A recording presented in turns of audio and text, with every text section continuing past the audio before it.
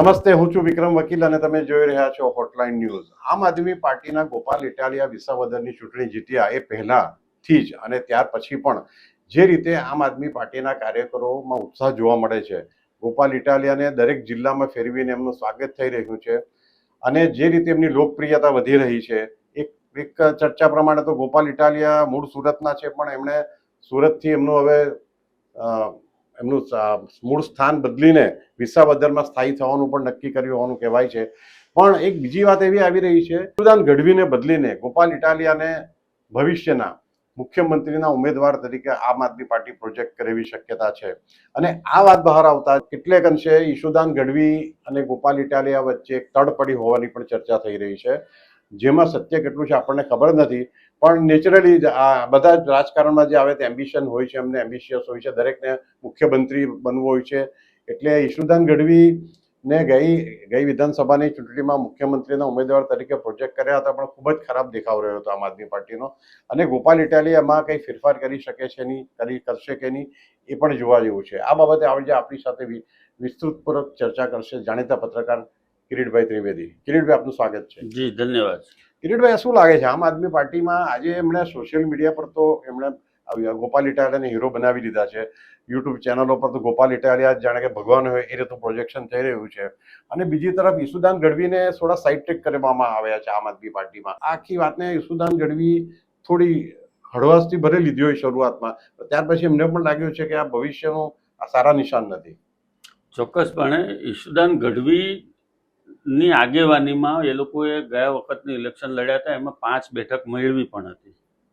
આમ આદમી પાર્ટી માટે તો 5 બેઠક ખૂબ વધારે પડતી જ કહેવાય. આમ આદમી પાર્ટી ઈશુદાન ગઢવીનો એવો વિડીયો વાયરલ થઈ રહ્યો છે, જેણે એમ કહ્યું હતું કે આમ આદમી પાર્ટીને 140 થી ઓછી બેઠકો આવશે તો એ રાજીનામું આપી દેશે. એટલે એમની અપેક્ષા તો ઘણી હતી. 6 બેઠક તો ચણા મુમરા જ ગણાય. તો બહુ બધી એ લોકોની તો અપેક્ષાઓ હતી અને બધું હતું.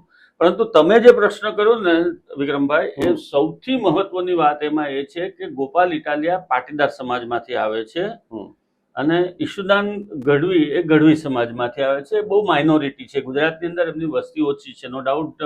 એમણે ખૂબ ગુજરાતની અંદર એમનું નામ બધાના રોશન થાય એવા કલાકારો આપ્યા છે. સ્ટેજના કલાકારો મોટા ભાગના ગઢવી હોય છે, ડાયરાના કલાકારો હોય, ગાયક કલાકારો હોય, આ બધા હોય છે. પરંતુ પાટીદાર સમાજ જે 15 થી 17% મતદાન ગુજરાતની અંદર ધરાવે છે ને, એમાંથી આવતા ગોપાલ ઇટાલિયા સ્વાભાવિક રીતે જ થોડા લોકપ્રિય હોય એ બની શકે. બીજું, એમની ઉપર પાટીદાર અનામત આંદોલન વખતથી બધાની નજર રહેલી છે અને ત્યારથી જ એ જાહેર જીવનની અંદર પડેલા છે. અને જાહેર જીવનમાં ગમે ત્યાં ગમે તે રીતે વિરોધ કરવો, વિરોધ પ્રદર્શનો કરવા, લોકોના પ્રશ્નો ઉઠાવવા, એ બધા માટે એ હંમેશા અગ્રેસિવ રહે છે. તમને યાદ હશે કે ભારતીય જનતા પાર્ટીના કાર્યાલય ઉપર એક વખત બબાલ થઈ હતી ઘણા સમય પહેલા, અને એમાં પણ બહુ બધી લાંબી માથાકૂટો ચાલી. કમલમમાં, અમદાવાદમાં કમલમ ઉપર હુમલો થયો હતો અને પથ્થરમારો થયો હતો અને બધું જે પોલીસે ઈશુદાન ગઢવી પર દારૂનો કેસ પણ કરવામાં એની ઉપર કેસ પણ કરવામાં આવ્યા હતા અને બધું જે ઘટનાઓ બની હતી.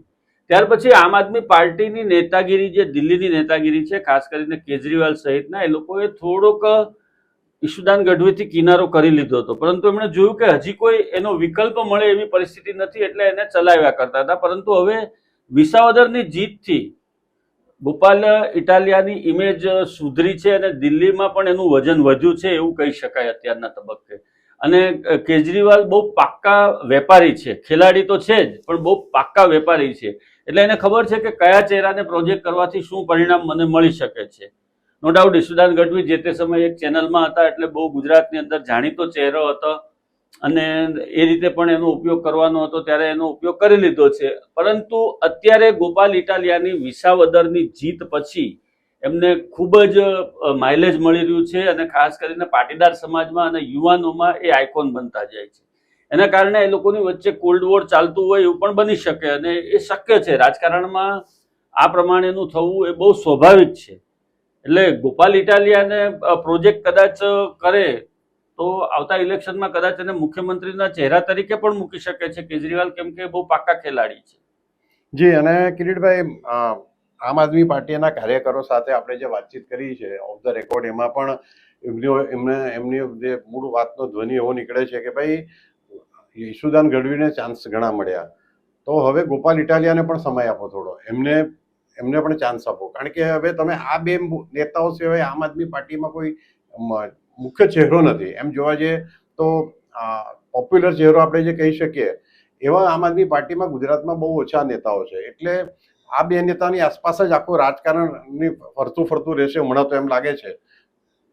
ચોક્કસપણે. અને ગુજરાતનું રાજકારણ હંમેશા એક વ્યક્તિની આસપાસ ફરતું રહે છે એવું તમે ઇતિહાસ તપાસી લો કે એક તબક્કે ચિમનભાઈ પટેલ હતા તો ચિમનભાઈ પટેલ ભારતીય જનતા પાર્ટી સાથે પણ સરકાર બનાવી અને ચલાવી શકે છે, અને એ જ ચિમનભાઈ પટેલ પાછા કોંગ્રેસમાં જઈને પાછા સરકાર બનાવી શકે છે.